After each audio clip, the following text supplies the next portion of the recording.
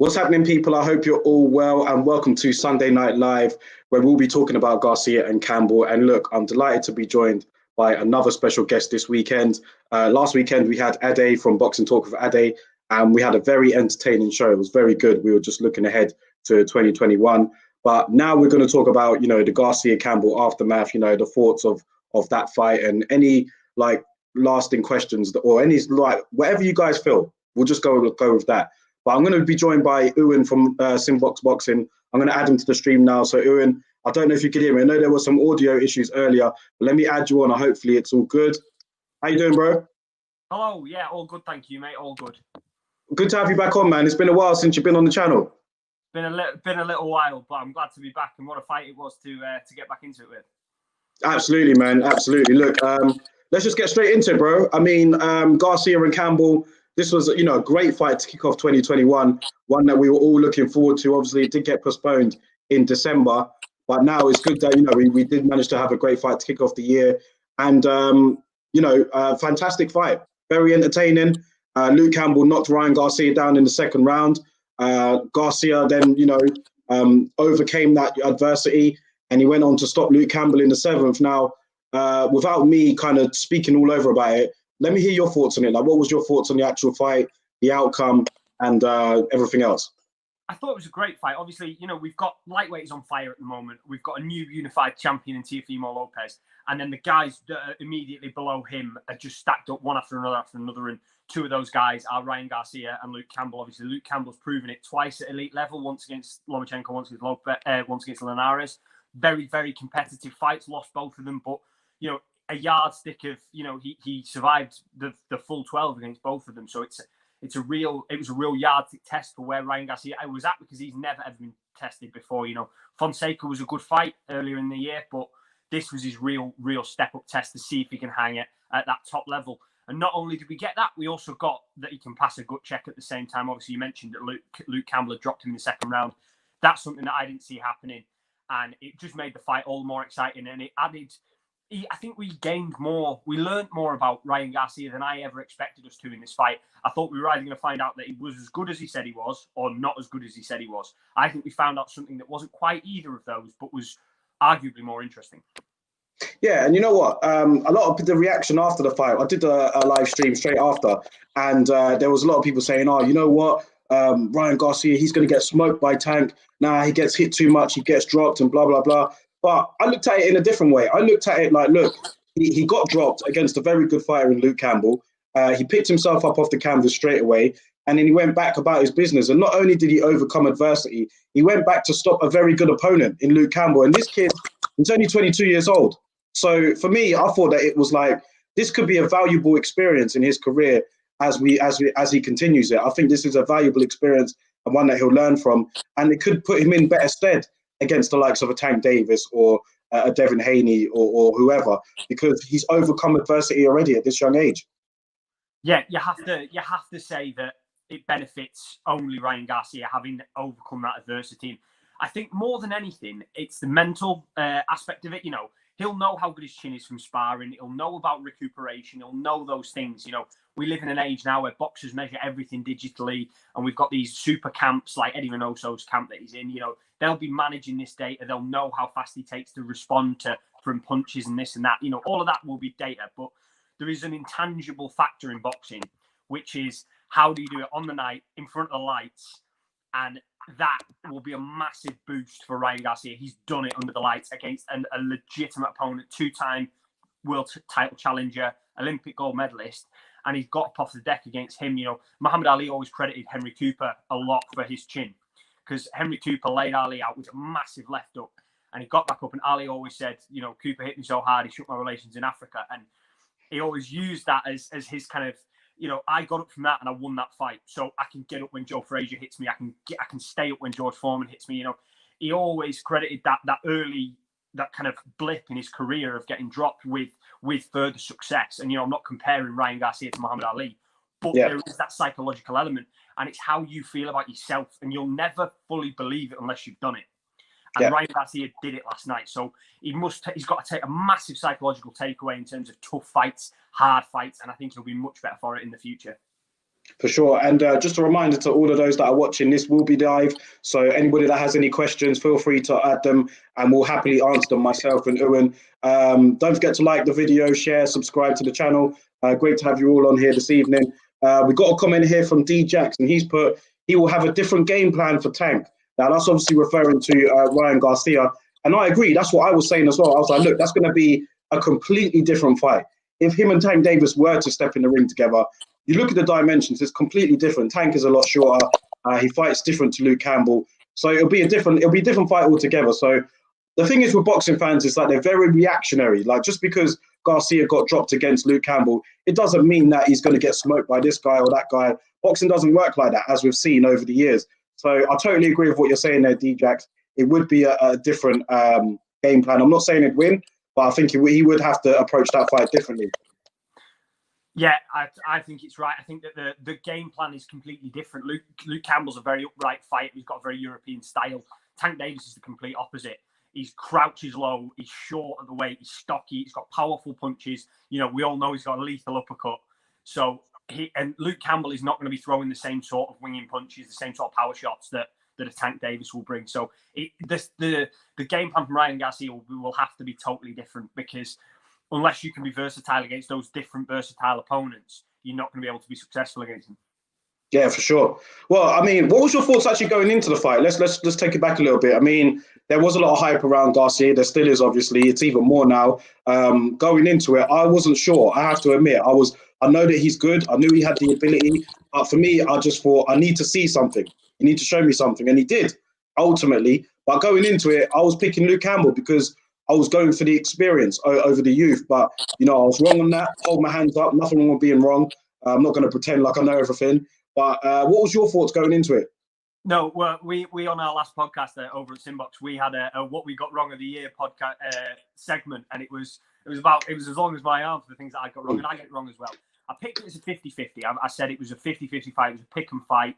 If you picked Garcia, you weren't wrong. But I'm a sucker for supporting the British fighter and trying to hope that they can get it done. So I supported Luke Campbell on points. But yeah, I did.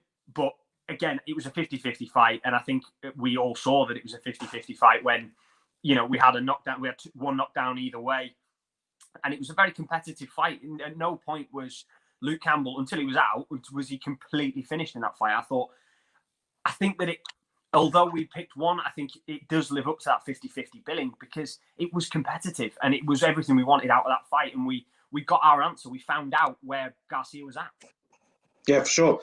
For me, I don't know what you think, but those rounds, I don't know how you were scoring them, but I think after the knockdown, Garcia didn't, although it was competitive, I don't know. I didn't feel like Garcia lost many rounds to Luke Campbell. What did you think? I personally agree with you. I scored a 10-8 for Luke Campbell in the round that he knocked him down in the second round. Yeah. But they were 10-9s for Garcia after that. But again, you look at the Luke Campbell versus Lomachenko fight. Luke Campbell was competitive from 1 to 12. How many did he actually win? Maybe 2? Yeah. Like 2 rounds in a 10-rounder, in a 12-rounder, that doesn't seem competitive. But actually, those rounds can be competitive, even if I'm scoring at 10-9 to the other guy. So I didn't think Luke Campbell was out. I didn't think he was finished, but he did drop rounds up until the 7th. But again, that doesn't mean he wasn't competitive. He's had a lot of this. He's that sort of fighter, because I thought he did the same against Linares, the same against Lomachenko, and the same last night. I think that he can drop rounds while still being competitive. And that might be something we'll talk about later, when where does Luke Campbell go from here sort of thing, because it's a difficult proposal when he has been dominated at world level, albeit while being competitive. But yeah, I think that's his style. And I think that although I did score it for Garcia, that doesn't reflect necessarily on where I thought Luke Campbell was at in that fight. Yeah, it doesn't always tell the story. I mean, the rounds could be close and competitive, but at the end of the day, it's a 10-point must system. Like, you have to score a 10-9 at least to somebody. I mean, you can do 10-10, but it's very rare nowadays that you get a 10-10 round. So yeah, even though Garcia was taking the majority of the rounds, you felt like that the fight could swing another way, like while I was watching it anyway. Let's talk about Ryan Garcia and his options then, because like I said, he went out there, he did his thing, he stopped Luke Campbell in the 7th round. Luke Campbell's never been stopped before, so very impressive win, considering he had to get off the canvas to do it as well. The options are there. You saw Devin Haney was in the crowd on that night. They really seem to like the Tank Davis fight. They've been looking for that fight for a long time. And, the lightweight division is hot, as you guys know. I mean, there's Teofimo Lopez at the top. You've got Lomachenko still there.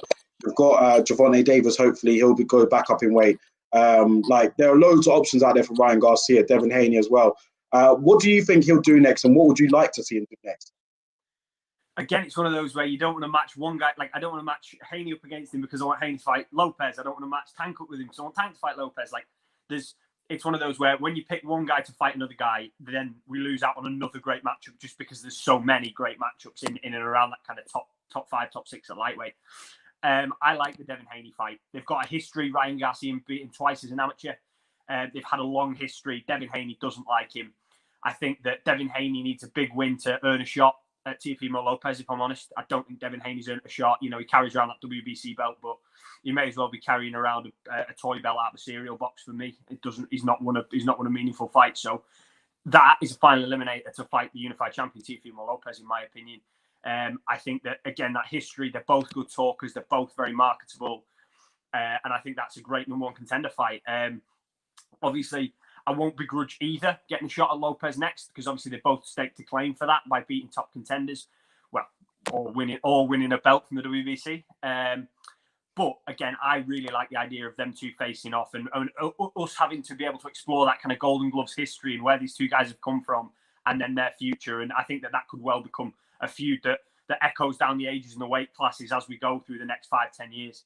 Yeah, that is the fight that we'd like to see. Also, there is a lot of hype around the Tank Davis fight as well. And one thing that I've noticed with, Golden Boy and Ryan Garcia is they're really pushing for that Tank fight. And then you've got Lomachenko, who did an interview last week, who's also really pushing for that Tank fight. Do you think that these guys are seeing something in Tank Davis that they can exploit as to why they're all calling him out? Like, what's all this hype about wanting to fight Tank? I mean, he's not even in that weight division right now. So, what do you think it is? Do you think they see something in him? Is it his marketability? They see dollar signs. They see marketability. Tank Davis is a big draw, and he has Mayweather there ringside, which is a massive. You can't underestimate how big that is. And he's got that Team Mayweather hype. He's got that talk. He's legitimately very hard and like a very hard man. He's a very scary individual, and they're great marketable fights. And I think for Lomachenko, you've got to think that he wants to fight somebody his own size because he came up physically very short against Teofimo Lopez. So he's thinking Tank Davis is about my size, about 130. I know Tank Davis comes in missing weight, but physically, dimensions wise, he's about the same size as Lomachenko. And I think the same thing with Garcia. He thinks I'm much, much bigger than him. And he's such a great name. He's a better name. Like, in the casual market, I would make an argument that Tank Davis and Ryan Garcia are as big, if not bigger names than Teofimo Lopez. Like, in the ring, Teofimo Lopez is number 1, undisputed, the king at lightweight. But I agree. In popular culture, on Instagram, on Twitter, those two might be bigger names, especially Garcia. And so Garcia fighting Tank, those two massive names, that might be a bigger fight than if he fought for the unified championship, which I know is crazy, but boxing is ultimately a business, and we have to recognize that it's a business, and that fighters are businessmen. They're sole contractors. They've got to try and make as much money as they can before they're 35, 36, and they've got to get out. So I think they see dollar signs. I think everybody sees dollar signs when they see Tank Davis. They see a small guy in a big weight class who is very, very marketable. We speak about boxing being a business, but let's talk about, the potential for a Ryan Garcia and Tank Davis fight.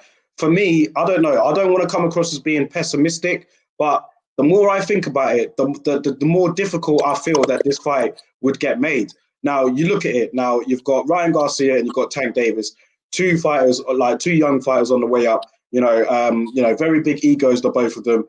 Then you've got the fact that there's the promotional conflict between the two. Tank Davis obviously fights on behalf of the PBC, and then you've got Ryan Garcia who fights on the Zone under Golden Boy.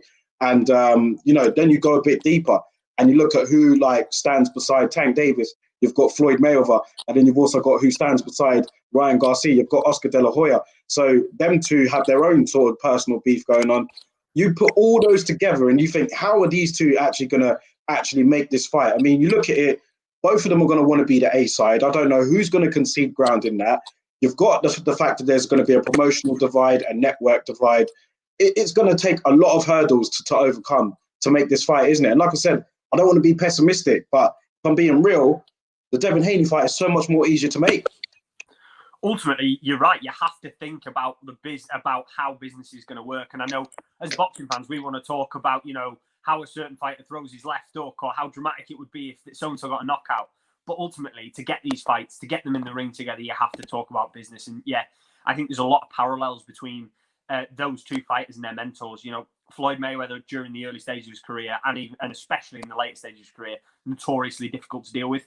Oscar De La Hoya, very marketable. When he was coming up, he was the golden boy. He knew his worth and he exploited it, and he didn't take no for an answer. He got what he thought he deserved, and I think Ryan Garcia is the same, and Tank Davis is the same. And I think that they both have egos, and they both have egos in their management teams in terms of those two ex-fighters. So I think you're totally right. It's gonna be a difficult one to make, and that aggravation doesn't help. We saw it with Eddie Hearn and Shelley Finkel, and the kind of the tumultuous relationship they had trying to make AJ Wilder, and it never came off. So that there is a relationship element to the business dealings as well. It's not just money on the table. It is, I don't want to concede this to you. I want to be on this side of the poster. I want to walk second. It's all of those little nitty gritty things that are unique to boxing, but make it so much harder to get the right fights. That's it, yeah. And listen, I hope that it is a hurdle that we do overcome. But it's, the more I think about it, and I think Oscar De La Hoya spoke about it today, and he was just like, look, Ryan Garcia, he's the A side. No one's going to dictate to us. All roads lead to him. And I'm like, hold on, he's not the champ. Like, we've got a champion in that weight division, Teofimo Lopez. And you're saying all roads lead to him. Everybody needs him. That's not the case right now. I mean, as good and as talented as Ryan Garcia is, as marketable as he is, he's not the champion. The champion right now is Teofimo Lopez. So all roads lead to him. So, we'll see what happens. But I think that, it's going to be difficult to make these fights, but I'd love to see him. Let's just go through some comments here. I've got a couple I need to go through. Big up Mohammed Ahmed in the chat. He's put, bro, what's good? Nothing much, man. Just chopping it up, just talking about the fight from yesterday. And he's put, let me know when I can join a link. This link, we're just going to be discussing, myself and Owen will be discussing the boxing this time. That was yesterday. You should have joined yesterday to jump on. But for this one, we're just giving our post-fight thoughts. So just add your comments in. We'll respond to them, and we'll go from there, bro. But always appreciate you being in the chat anyway. But Owen, going back to it, let's talk about Luke Campbell now, man, because Luke Campbell, he's been our most decorated amateur over here in the UK. He won an Olympic gold medal, and outstanding amateur, outstanding fighter as well. Always somebody that I've liked, always someone that I've rated. I mean, I just love the way how he conducts himself in and out the ring. He just seems like just an all-round decent person. Do you know what I mean? And against Ryan Garcia last night, I thought he did box well, but he's just never managed to actually get over that last step to become the world champion. And it's I was thinking about it today, and I was just like, I was disappointed. Not the fact that he's had a disappointing career, because he hasn't, not at all. But it's just the fact that he's done so well to get to where he is. But he's just been a bit unlucky with not being able to get over that leap to become a world champion. But do you think it's too late for him? Like, what do you think is the next step for him in this case? Like, where does he go from here? I think getting stopped by an up-and-coming prospect is not good for his career prospects. I think we all know that it's not good. It's not where he wants to be right now. A win over Ryan Garcia would have pushed him back up, and he would have been there challenging for titles. But unfortunately, it wasn't to be. So it is a bit of a where does he go next? He's 33 years of age. He's lost his three fights at the highest level. Where does he go from here? He's achieved everything he needed to achieve as an amateur boxer. And my inclinations about this are always, I've watched, my heroes in boxing, the greatest fighters ever. I read a lot about boxers and stuff, and they all go on too long. They all take that last fight because they think, I'll win one more and I'll get my mojo back. In 1982, after the Trevor Berbick fight, Muhammad Ali was sending out legal letters seeing if he could get his license back, and he had Parkinson's disease. Yeah. Fighters always go on too long. And I don't want Luke Campbell to go on too long. I think we should respect his achievement in sport. And he ran up against 2 pound-for-pound greats. When he fought Linares was up there, top 5 pound-for-pound. And when he fought Lomachenko, he fought pound-for-pound number 1. It's an unlucky set of title shots, but that's the way the cards are dealt sometimes. And I know he's been unlucky at the top level, but I think that sometimes you do, I'm not going to tell him what to do, retire, not retire, but if that thought's in his head, if that's where he thinks he's going to go, as soon as that thought enters your head, go, yeah, that's it, that's done. I hate to see fighters go on too long. So Luke, he's a lovely man. I've met him before when he was fighting Denny Matthews in Liverpool, and he's a properly lovely individual. And I just hope he retires with his faculties and enjoys the rest of his life with his family, because sometimes in boxing, if he tries to go up against the likes of a Tank Davis or a Teofimo Lopez now, I don't think it's going to end well. So maybe drop back down to domestic level, win a British title, and then it's it. But again, if there's a shred of retirement in his brain, he needs to retire now. It's hard for me to say that because I don't want to be slagging him off or anything. He's a far harder man than I am, but I don't want to see him get hurt in the ring. And I think he got hurt in the ring last night by a guy who is not necessarily the hardest puncher at that weight class. Yeah, not necessarily the hardest puncher. Also, probably hasn't had all of his man strength yet. 22 years old. He still looks like a boy, doesn't he, Ryan Garcia? But that's by no means discrediting the fact that he is a hard man himself. Big up Will Stokes here in the chat. He's put, I was screaming my head off when Luke scored that knockdown yesterday. I definitely thought he was going to get it at that point. Hey, listen, I was screaming my head off as well. I was literally like, oh, shit, he got him down. Like, oh, he's got him. Let's see what Ryan's made of now. And I was like, I like Luke Campbell. So I'm thinking, yeah, this is good. He knocked him down. Second round, still got a long way to go. But you know what I respected about Ryan Garcia was he got up and he just carried on fighting. I mean, he didn't try and hold. He didn't try and give up ground. He carried on for me. And that was something that really did impress me. Look, I agree with you, what you're saying there, Ewan, about Luke Campbell in his career. You don't want to see anybody go on for too long. One thing you don't want to see is people do that.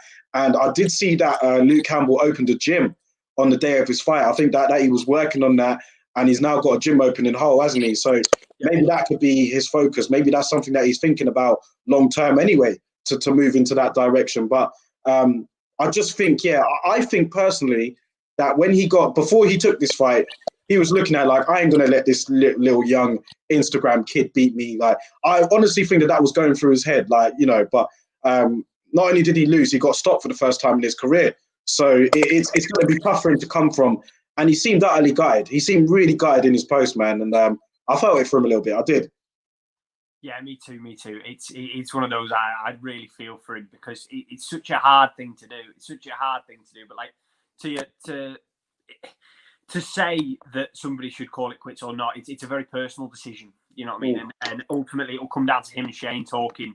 And but he has got a gym. He's a very well-liked man in Hull. We've seen how well Tommy Coyle's done in Hull.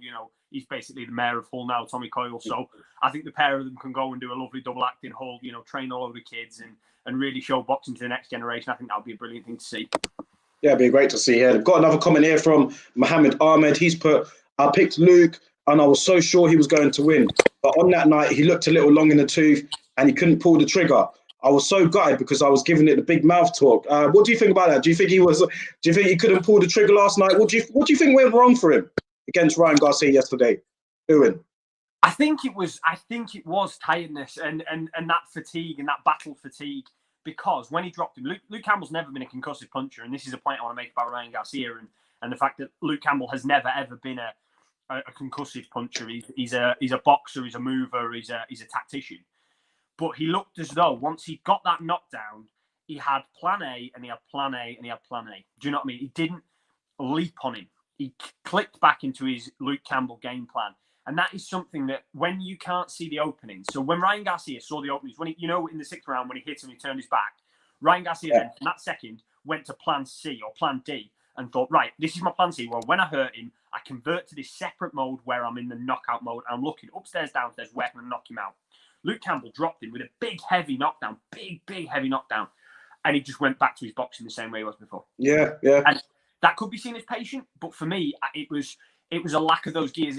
He was somebody who's repeated those rounds so many times that no matter what happens in a fight, he was fighting the same way. And that sometimes that just happens to your body, and you just have to fight the same way you've always fought, because you can't change in the way. You're not as dynamic, you're not as fluid in the way that Ryan Garcia proved he was to be in later rounds. So I think it's possibly something to do with that. But again, a lot of it is psychological, and how much your body can do that you want your body to do. Do you know what I mean? He might have been sending those instructions, but when you start to break down, when you start to get older in your career, your body can't follow the instructions in the same way. So again, I'm not sure what the reasoning was, and only Luke and Shane will know that. But that to me was what it looked like. I thought he was a bit hesitant to jump in because he got buzzed in the first round a little bit for me.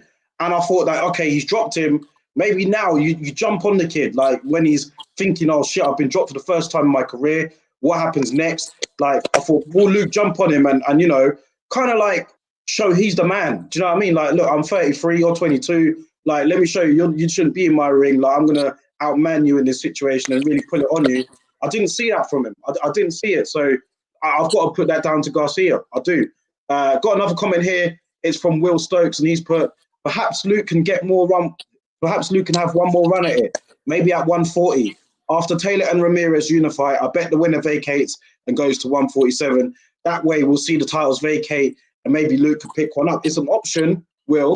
But what I would say is that Luke Campbell's 33. So, I mean, how long is he going to have to wait? He's going to be sitting around waiting for that.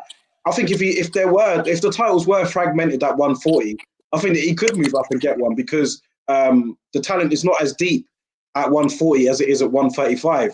But it's time. That's the problem. I think his time is the issue. And what will Luke do? Just sit around and wait and to see like Taylor and Ramirez fight and then, decide what happens after that. That could be another year out or fighting like guys that might not get him up for it. I don't know. What do you think, Owen, about that point?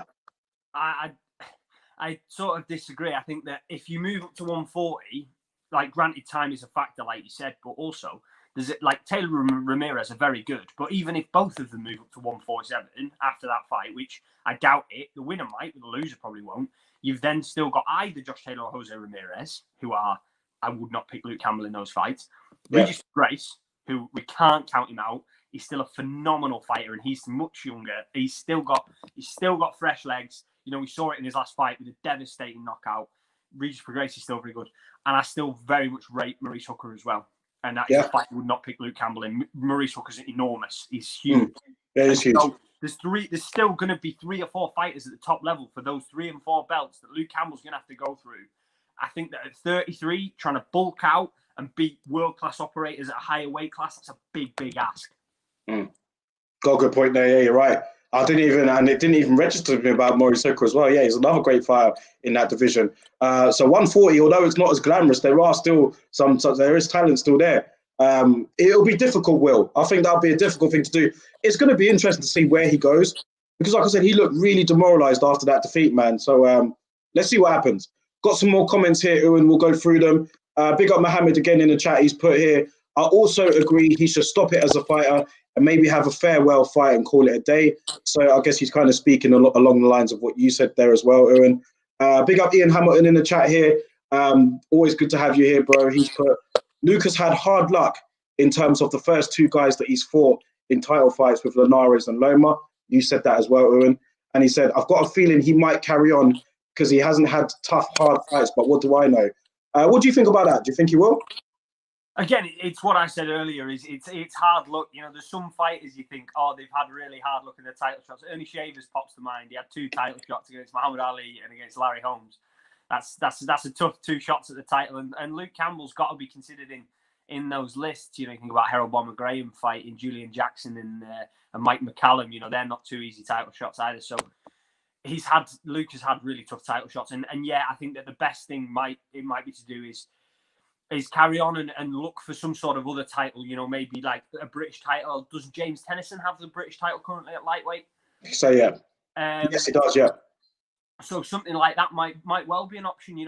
It'll depend on how he feels and how much he felt he had left. He dropped Garcia. He had success in that fight. So it will depend on how much he has left and what he can keep performing in the gym, how well he keeps performing in the gym, what he's doing against young sparring partners, guys like Tennyson who are on the up and up, whether he can do that and win a domestic honour, that might be a lovely farewell fight, sell out the Hull Arena, God, when we can get crowds back and have a British title fight to see him out, I think that might be a nice thing. Yeah, time will tell, man. Time will tell. Got another comment here from Mohammed Ahmed. He's put, bro, Campbell and Garcia hasn't got the strength. I guess you mean to move up in weight. Let me ask you this, Owen. Let me put this question to you now.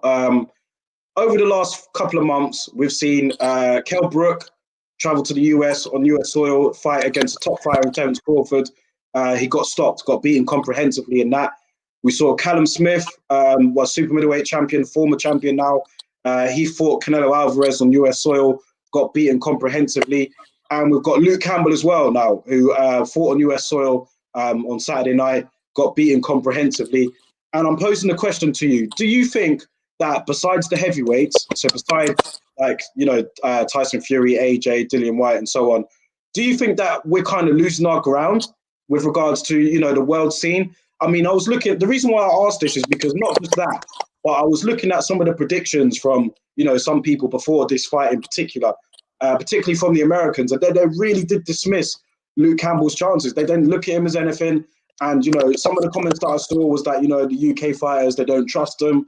They don't think that they're this and that. And do you think we're losing our ground? Like, what's your thoughts on that? I think there's a really interesting historical perspective in terms of how many world champions we used to have in the 60s, 70s, 80s. We had very, very few. We've had more in the last 10 years than we've ever had before. We are a nation of 64, 65 million people. We are insignificant, tiny compared to the likes of America. They have infinitely more people than us. So they should be infinitely better at boxing than us. But in the last kind of 10 years, we've had a good chunk of world champions. If you think about it, say you have 70% American, 20% British, 10% the rest. It's been more like that sort of statistics in a way where in the olden days, in the days gone by, it was a lot. The statistics were a lot more skewed in favor of America mostly. Obviously there were some great fighters from South America and obviously Africa and things like that as well. But now we are doing better, even though we've just had 2 world champions lose. We're still doing better now than we've ever done before. And also, if the Americans want to find out if British fighters are all hype or not, I reckon we send a boat to Morecambe, we put Tyson Fury on it, and we rack up every man in America that weighs over 200 pounds, and we'll see who comes out on top. Because you can't write off the British fighters when the heavyweight division is the flagship division in boxing. It's the only one we can track back to the 1860s and John L. Sullivan. It goes all the way through. The 2 best heavyweights on the planet right now come from one lives in Morecambe and one lives in London. They're the 2 best heavyweights in the world, the 2 hardest men in the world. They could send all of their world champions one after another, and they're all going to get beaten by the 2 biggest men in boxing. They're the 2 biggest men in boxing. You can't write off the UK as a boxing powerhouse when we've got the 2 heavyweight champions of the world. So I think there's 2 separate issues. I think we are doing very well. Obviously, I was gutted for Callum Smith. I was gutted for Kel, but we're an overachieving nation when it comes to boxing, and we're not just because we've had a couple of losses. We're not going away. There's some like Solomon Darcy who just turned over. He's coming. He's come from the Olympics out of Sheffield. He's looking to turn over professionally. We've got some great talents that are like kind of even really early in their career who are going to be the AJs and the Furies of tomorrow. They're ready, and we're a massive overachiever. We punch way above our weight, pound for pound, in the world of boxing. So I don't think you can ever write off British boxers. I don't think you ever write off British boxing because we are a powerhouse in our own right. Yeah, for sure.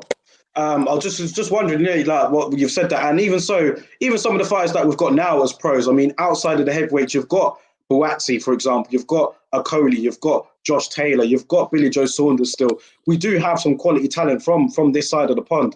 But yeah, I just thought it was interesting to pose that question because a lot of the feedback I was getting was, "Oh man, the Brits are losing their way."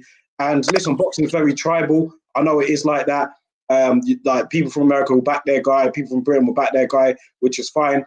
But I just thought, it'd be interesting to hear what people think about it and, just the whole perspective. But when you put it in that way, the fact that we are such a small island and we're punching above our weight anyway in terms of talent, it is interesting. Yeah, so I do think, can you see the next generation crop of fighters coming up though? Is that what you're saying? You do think that there is more fighters to come that will exceed at the very top, not just make it to like Luke Campbell, for example, great amateur, but didn't quite make it. Didn't quite get the world title as a pro. But do you think that we do have enough talent that will be able to win a world title?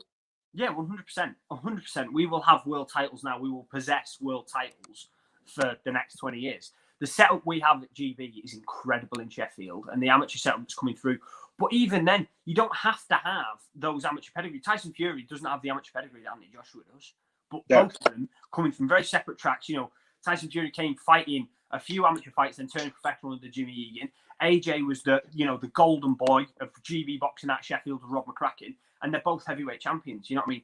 there's guys like Dennis McCann now, who's, you know, he's 18, 19, and he's building his way up. It might be him, or it might be someone like somebody who's come through that amateur setup and he's really, really well schooled, like Luke Campbell was, or like Anthony Joshua was. You know, I think that we will always have talent because we do have a boxing. You know, we codified the rules for boxing. You know, the Queensberry Rules 1865. We wrote them.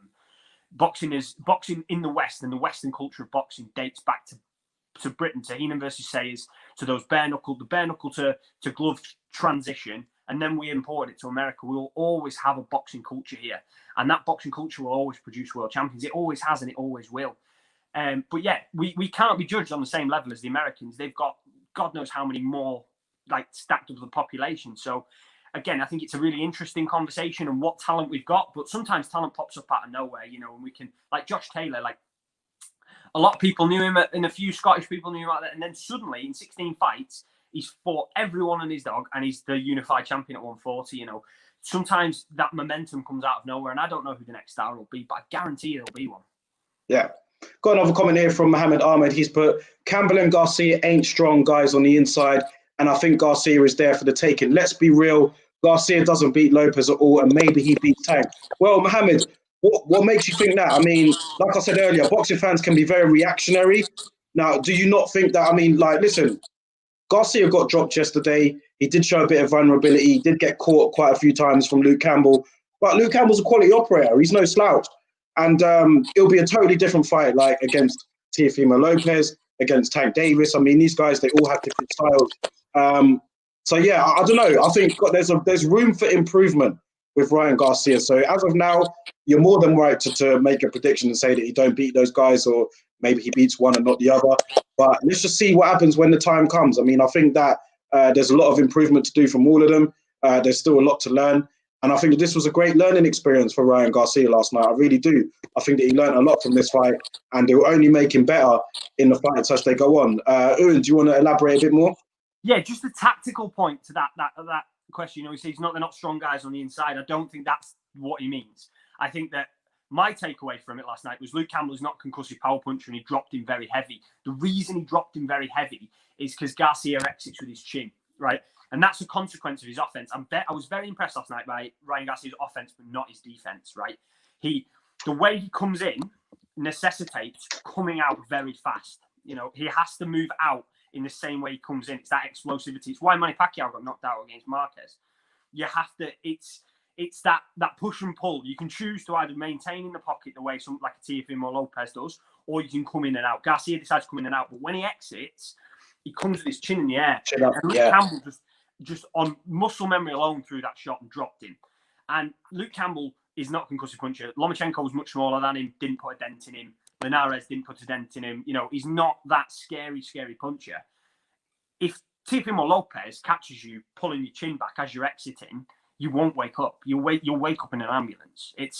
I understand his point in that there are fundamental flaws in Ryan Garcia, even in a spectacular win like he had last night. Technical flaws, which guys like Teofimo Lopez Sr., like the guys around Devin Haney, those guys will see those things and think, right, what you've got to do is when he explodes and then drops back, that is when you throw. It doesn't matter whether you think you've got a clean shot or what.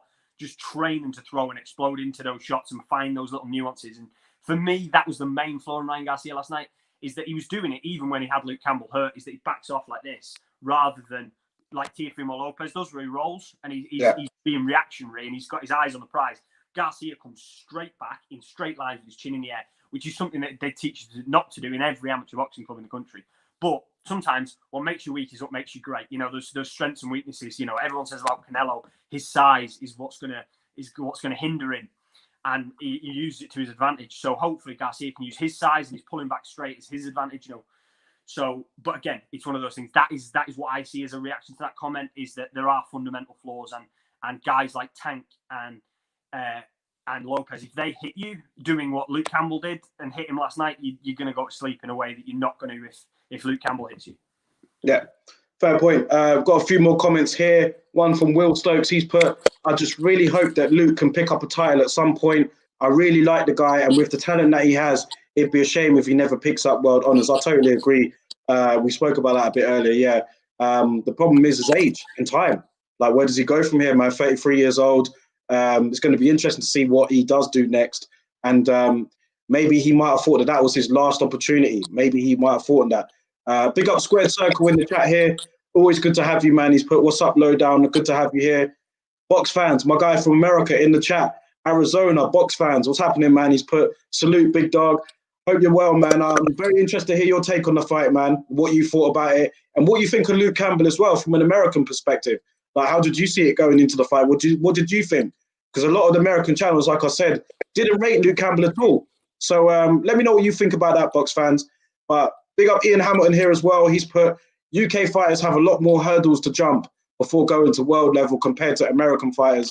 Our guys have domestic level and European level to go through, and it could take a lot out of them. That's a good point, actually. Didn't actually think of that.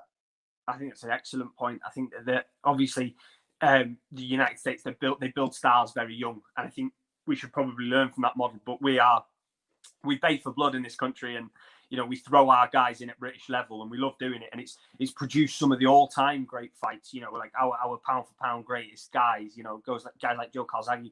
He had Blue Murder with Robin Reed in a British title fight. So it does take a lot out of them, and I think that's a very, very good point. It's a great point, Ian. Yeah, very, very good point. And also, I was speaking to somebody else about it today, and they were like, well, why don't we get American? Why do we always have to go over there? Like, why does British fighters always have to go over there? Can't American fighters go over to the UK more? But America's always been it's always been the hub of boxing, hasn't it? Even though we brought it over here, like we invented it. America was the place like Vegas, like MSG, and so many like special boxing arenas tend to arise over there in America. And a lot of British fighters want to go there too. Like, that's where they feel like, that they've made it, fighting under the lights in America. So do you think that might be a point as to why we don't get as many American fighters over here? Recently we did. We've seen Errol Spence come over here. We've seen Terence Crawford come over here. So we have seen it before. But that was just the point that they made, that maybe American fighters should come over here more. But I'm sure they'll be thinking, why? We've got everything over here. I was in Las Vegas a month before Mayweather Pacquiao, and I can't understate how big it was. Like, I know that was a big fight anyway, but the Las Vegas experience is terrifyingly huge. It's on a scale and a grandeur that I've never experienced in a fight week in this country. It is something special. And again, I've never been to New York, I've never been to MSG, but I have been to Las Vegas before a big fight, and it is absolute.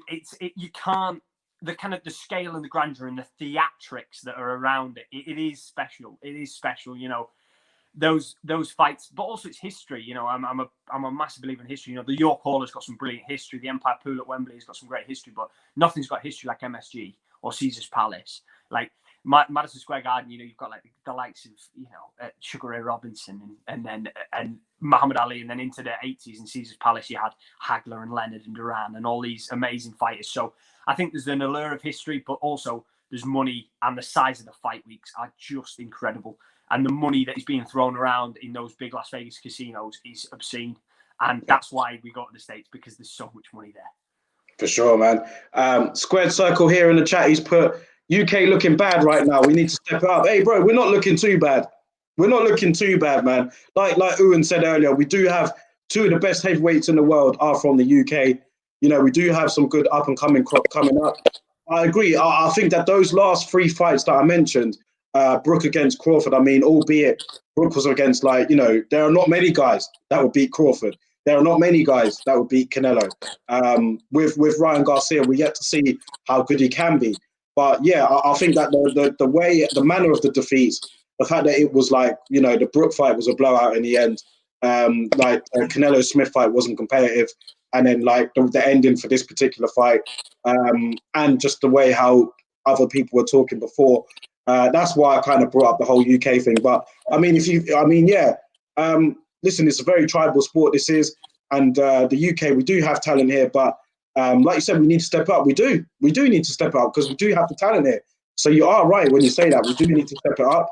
I'm confident that we can do, but we just have to see it now. Let's see what happens from here. One win can change everything. I tell you what, if Josh Taylor knocks out Jose Ramirez, nobody will be saying anything about whether the UK should step up, because I think that the boxing is, like you said, it's reactionary, and I love that analogy. Like boxing is completely reactionary. So because the Brit lost last night, the UK need to step it up. I tell you what, when Tyson Fury knocked out Deontay Wilder in February, were they saying it then? When Josh Taylor beat Regis Prograis, were they saying it then? Do you know what I mean? Yeah. It totally depends on what comes last. You know, we've got short memories as boxing fans, and I'm as guilty of it as anybody else. But you're only as good as your last fight, and we're only as good as the last fight that happened. So I think that there is short memories, and I think we have a lot of talent. And yeah, we step it up. But if we get the next big victory, I think we'll be the next big thing. So I think it's the boxing tide ebbs and flows, and it ebbs and flows in and out of favour. Yeah, and you know what? When I think about it, on the other hand, first of all, let me just go to a comment here from Precision Strike, and he's put, "Hey, what's going on, guys? Not much, man. We're just chopping it up, speaking about the fight yesterday. Hope you're well. Thank you for the comment." Going back to what I just said there, the American scene's looking pretty good. Like when you look at some of the fighters that they have, you look at some of the young fighters they've got. Gervonta Davis, 26 years old. You've got Edgar Berlanga, 23. Jaron Ennis, 23. Ryan Garcia, 22. Shakur Stevenson, 22. Benavidez, he's like 24 or something like that. They've got a lot of talent out there. The US, Teofimo Lopez, Devin Haney, Ryan Garcia. They've got a lot of superstars in the making there, haven't they? The US. Fantastic scene at the moment in the United States. You know, we have to credit where credit's due. You know, I've stuck up for the British boxing and why we shouldn't be written off, but they should not be written off either. You know, I called Teofimo Lopez on my last two podcasts. I've called Teofimo Lopez the future of boxing because I fully believe it. I didn't believe he'd beat Lomachenko, but the manner he beat him, his manner in the ring afterwards and in the build-up beforehand was perfect. It was perfect. I have no criticism to offer Teofimo Lopez. Everything he did was bang on. Everything he's done since has been bang on. He's the future of boxing for me.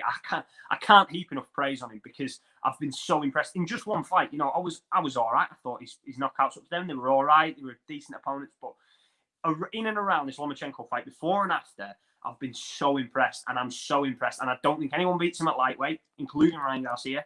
And I honestly think that he's got a really good chance against anyone not called Josh Taylor at 140 pounds. And if Josh Taylor moves up, he'll clean up at 140.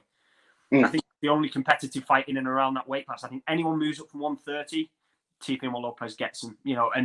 But not only does he get him, he cuts a promo for the next guy at the end of his fight, and he goes to other people's boxing shows and cuts promos for their fighters. He's everything good about boxing at the moment. Yeah, he's a great character for the sport, man. And look, I was made up for him when he won because like he did everything he said he was going to do. And you have to respect it. He called out Lomachenko. Like Lomachenko was trying his hardest to get a fight with Tank Davis, and Tank Davis, in my honest opinion, wasn't ready for that fight. He didn't really want it. But Teofimo Lopez was like, "Look, I'll take it. I want him now. Let me fight him." He fought him, he beat him, and he's where he deserves to be. Put it that way. Got another comment here from Adil Shawkat. He's put, "What's happening? Garcia should fight Linares next. He needs more experience. Luke needs to retire. He's been through some wars." Well, Ryan Garcia, who was supposed to fight Linares, wasn't he? That fight was supposed to happen. And that's not a bad fight, you know, in the interim, if he is going to fight someone like Linares before he takes on, maybe a Devin Haney or Tank Davis. And Luke needs to retire. He's been through some wars. We were kind of alluding to that as well. Thank you for the comment there, Adil. What do you think about that, Garcia and Linares? Do you think he should fight Linares next? I think a victory over Luke Campbell is probably more high profile than Linares. And I know it's controversial because Linares beat Campbell, but Linares is probably more advanced. You know, he got smoked by Pablo Cizarcano, who again in his own right is a very good fighter, but Linares has had that kind of it was a first round blowout, and so it's I think it's a lesser fight than the Campbell fight, honestly. But I think that if he can't get the likes of a Devin Haney next, if he can't get a Teofimo Lopez, if he can't get a Tank Davis, if he can't get one of those real big names at lightweight, why not? Linares he's still top 10. He can bang, he can box. And, you know, he will always forever have dropping Lomachenko on his resume. You know, he's the man that dropped him with a big straight right hand. So I think that it's a great fight. It offers him a different look stylistically because Linares will put more pressure on him than Campbell did. It'll be more in his face, but with the same sort of dimensions, you know, the same big frame. So, yeah, I like that fight. It's a top 10 fight. If we can't get a title shot or a kind of big eliminator, why not? I think it's a very competitive fight. I think it's a good one. I'd back on the strength of what I saw last night, I'd back Garcia to win it. Same. But it's a good fight. Yeah, good fight for him. He could learn a bit more as well in that fight. So that's a good comment there. What about the last part of that comment? We already touched on that, didn't we? About Luke needing to retire. Listen, yeah, I think it's a very like we said earlier. I don't know if you was here in the chat, but it must be very demoralising for Luke Campbell. And there's no disgrace in losing to somebody with as much talent as Ryan Garcia. But I think it's the fact that he's a lot younger than him. He's on the way up. This was the kind of route for him to get the title shot, and he's fallen short again at it. 33 years old, and like, why should he take a beating in another fight for him to say, "Oh, I'm done"? Like, we should encourage. Like, we don't really have a say when fighters should retire, but we should at least applaud fighters that do make the decision to retire with their faculties in check when you still think that they might have a bit more left to offer. It's always good to walk away at the right time. Look at Lennox Lewis. He walked away. People thought, you know what, Lennox Lewis can still carry on. And he was like, nah, I'm done. I know when I'm finished. So I think that should be applauded more. And if Luke Campbell was to retire tomorrow, I'll be made up for him, but I'll be a bit just upset as well because I do like him. But I'd have to say, look, fair play. Yeah, only Luke Campbell and Shane McGuigan will know whether it's time for him to retire. But if it is, good luck to him, and we should applaud him. Like exactly like you say, it's always better to have one fight less than one fight more. If you're ready to go, it's better to have one less. Great fight, great point there. Yeah, what do you think about this comment here? Josh Taylor is low key the UK's best fighter, in my opinion. Now, in a pound for pound sense, would you have Josh Taylor as the number one? I mean, we do have some good UK fighters, as we know. Fury, AJ, Saunders, Boazzi, Okoli, Taylor's up. He's got to be up there. Look how good. Would you say he's our best fighter right now in the UK? Number two. Behind Fury. We've got the heavyweight champion of the world. The heavyweight champion of the world. Granted, pound for pound, people might not want to rank the heavyweights, but for me, in a historical context, the biggest boxing star in the world, the most important figure in boxing is always the reigning heavyweight champion. Tyson Fury is the reigning heavyweight champion. He pulled off a spectacular victory on foreign soil to win that. We have to recognise him as the best fighter in this country, in my opinion. And I think it's the two heavyweights and Taylor are 1, 2, 3. But again, Josh Taylor, that's no detraction from the skills of Josh Taylor. He's an incredible all-round fighter. He's a boxer puncher. He's the best Scottish fighter since Ken Buchanan. So I've got nothing but time for Josh Taylor and his skill set. But ultimately, I think you have to recognise the resume and the kind of the two flagship wins that Tyson Fury has and his place as the heavyweight champion of the world. Great point there. Got another comment here from Mohammed Ahmed. He's put, bro, pillow talk time, but good night, lads, and great show. I hear you, man. Listen, I've got work tomorrow. So, yeah, we'll be cutting this one short soon. But, hey, it's been a great show so far. And, Mohammed, we hope to have you back on again soon. Thank you for the comment. Let's go to Will Stokes here. He's put, if Taylor beats Ramirez, White beats Povetkin, and Warrington beats you, then the UK is doing well. That's before we even talk about Billy Joe Saunders, who could very well get the win over Andrade. Listen, great point. Great point. Like you said, we're reactionary, aren't we? We all are. Last win. The last win is what defines whether we're doing well or not. And we've lost the last two times. So fair enough, we're not doing great at the moment. But honestly, Taylor could well knock out Ramirez. White could well knock out Povetkin. And Warrington could well knock out Kanju. And then if we do all three of those, we're back on top again. So you have to. It is, like I say, ebbs and flows. And it's all about reactionary and that kind of what you remember as last, what you've seen last, as to how it affects your attitude. For sure. I got another comment from Adil here. He's put, Devin Haney needs a gut check. I haven't seen him fight anyone that shows what he's made of. Haney's talented, but he needs a standout win. You know what? I agree. But one thing with Devin Haney is I think he's ready. I think he does want it. Like he strikes me as like the same as in the mold of a Teofimo Lopez, where I think he really does want these fights, but he struggled to get them that he wanted. The fight against Gamboa, it was an impressive win. I mean, he did win on points, but he didn't really. I think it wasn't impressive in the fact that he was talking it up so much and how he was going to break him down and stop him. And the fact that he didn't do it was a bit disappointing. But I think that, look, if he gets the right opponent in front of him, I think that he can display the array of talent that he's got. But I agree, he does need a gut check. He hasn't had a gut check yet. So it'll be interesting to see how he does react when he does get one. Absolutely. Hasn't had one. He needs a big fight. Ryan Garcia had his gut check last night. He had his big fight last night. Devin Haney, I put them on the same level because Devin Haney needs that gut check. He needs the same thing. He needs the likes of a Jorge Linares or a Luke Campbell in order to get that. You know, obviously we've talked about Campbell, but Garcia had his Campbell. You know, Devin Haney needs a Luke Campbell. He needs a Garcia or a Nakatani maybe, or someone in and around that kind of that ilk who can test him, push him, and then he can come through with a spectacular finish. But yeah, I totally agree with the comment there that Devin Haney is one win shy of the best level. Yeah.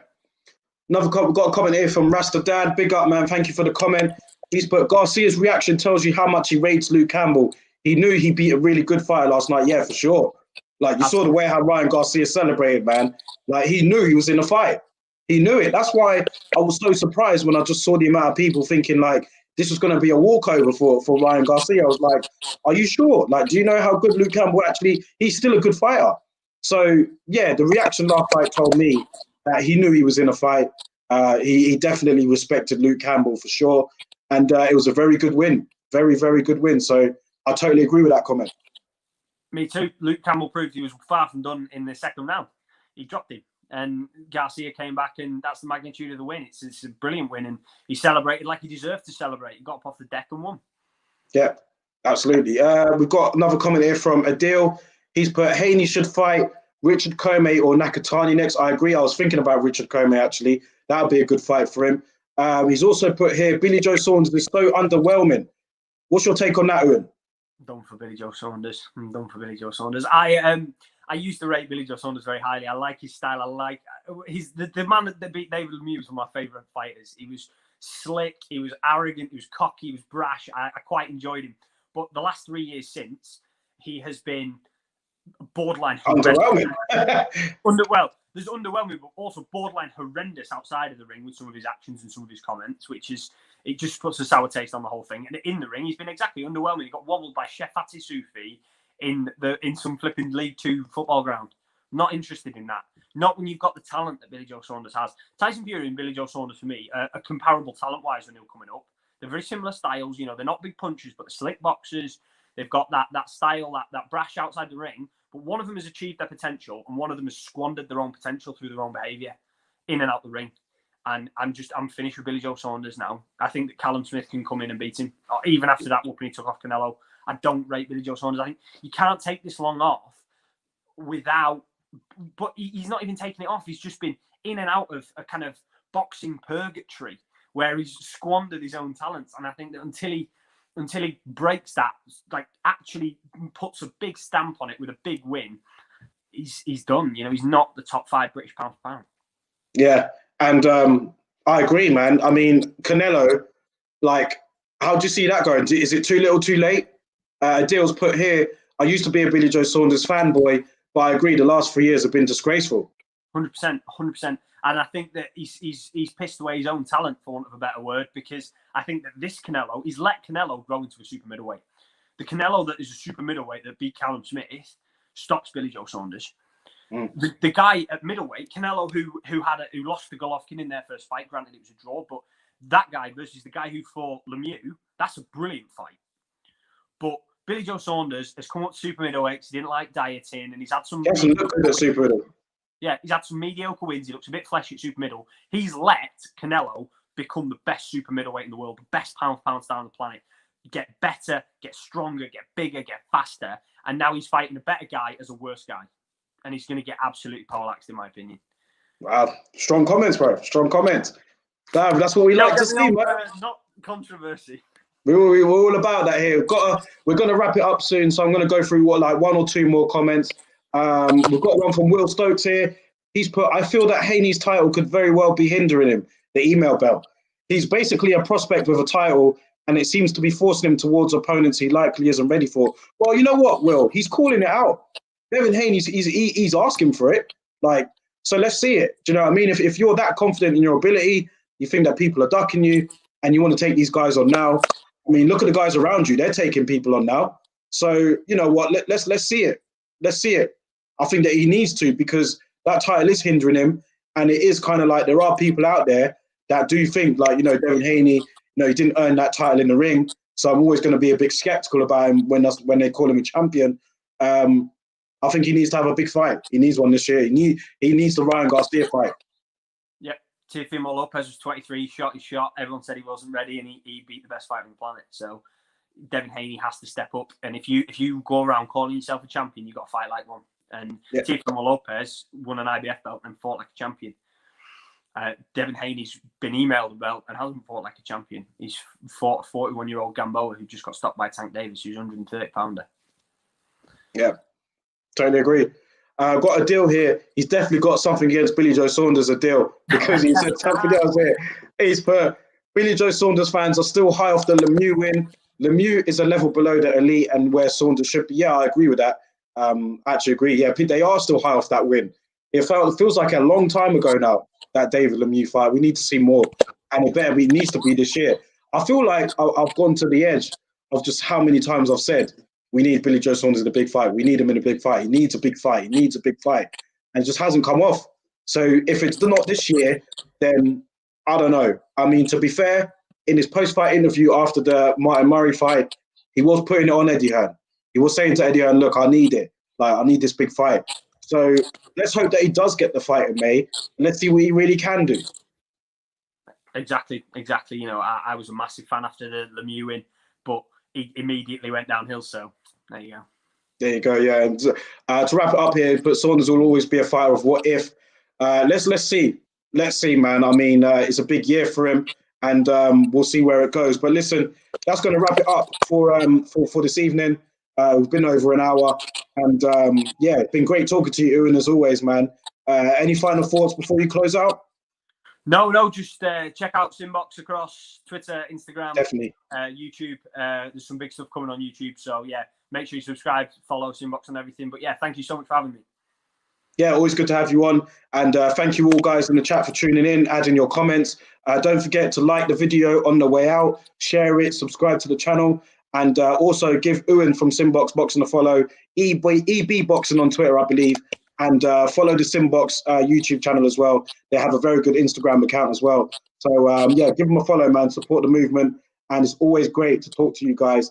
Good hearing from you all. Squared Circle, a nice one. Good show, good live stream. Yeah, great show. Will Stokes, thank you guys.